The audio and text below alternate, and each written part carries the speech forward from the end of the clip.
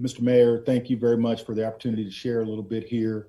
Just want to raise awareness for the group. Obviously, the Paycheck Protection Program is active again.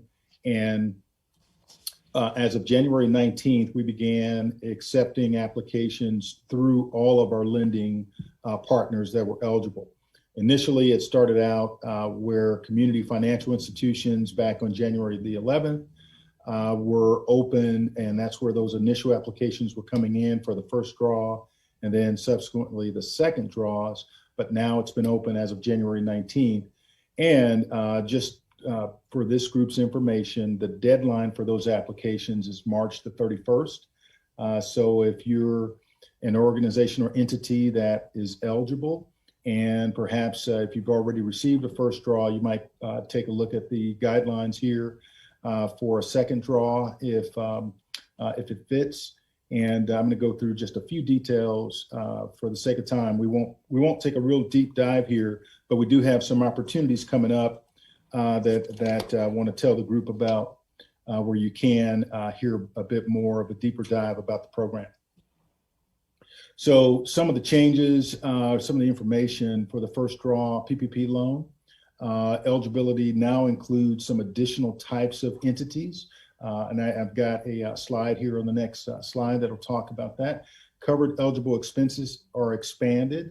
And now primarily that expansion includes personal protective equipment that businesses had to purchase for employees and perhaps customers.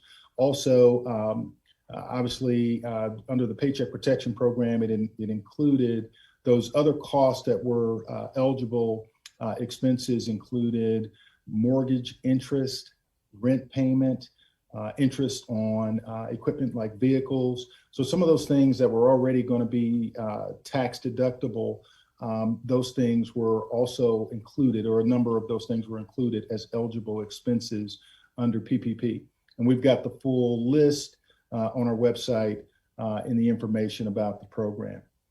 Borrowers can now select a covered period to use PPP loans anytime between 8 weeks and 24 weeks after disbursement. And certain borrowers may request an increase to their original PPP loan amount. And again, all applications are due by March 31st. The newly eligible entities include housing cooperative destination marketing organizations, 501c6 organizations. Chambers of commerce.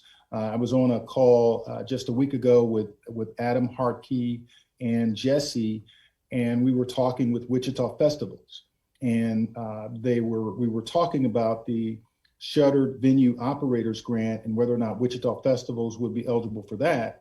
But the fallback is, if they're not eligible for that, they are now eligible for PPP, and so there are going to be a number of organizations that may be in that category. We're still anticipating the details just any day on the Shuttered Venue Operators Grant, and we'll know more as to whether or not some of those entities that may not be eligible under those rules would then also be eligible under PPP.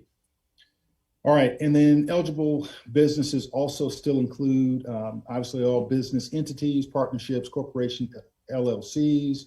I'm going to drive on there, all of those business types. Also, it's not listed here, but faith-based organizations remain eligible.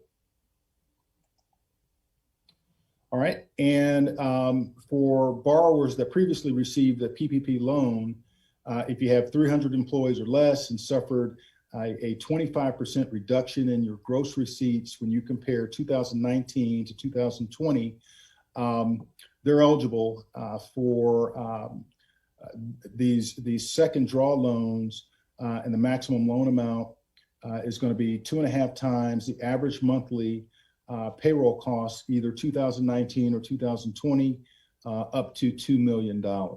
And I believe it was Sarah. Sarah, you mentioned that you had already been, I believe it was Sarah earlier on the call that mentioned you were already had been approved for a second draw on the PPP. I'd like to hear a little more about that if there's an opportunity as we get through this. But real quick here for borrowers in the accommodation and food services sector. The maximum loan amount for a second draw is going to be 3.5 times the average monthly 2019 or 2020 payroll cost.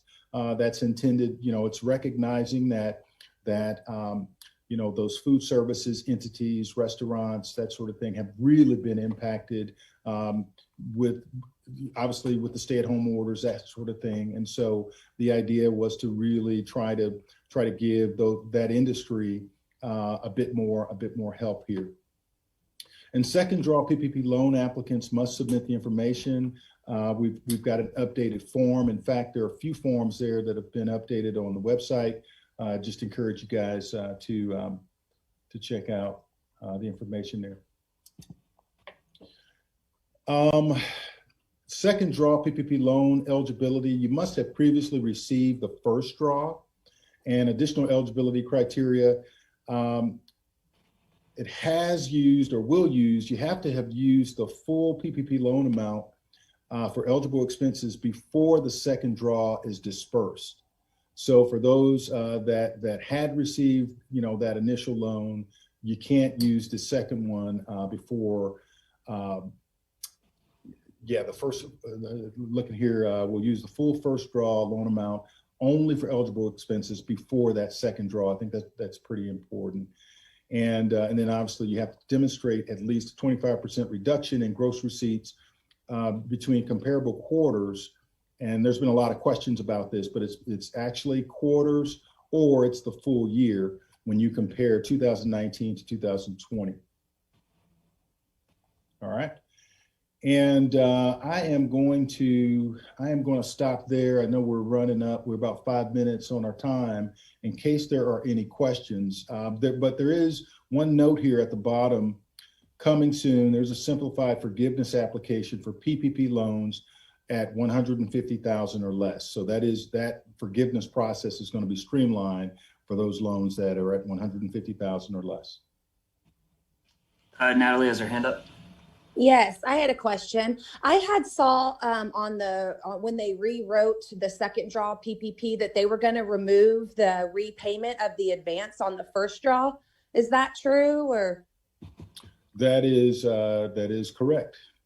So if we've already gone through our forgiveness on our first draw and they told us we have to repay that, are they going to automatically go back and correct those, or? Yeah, it is. It is going to be corrected. I apologize. I know we've gotten a lot of information on that.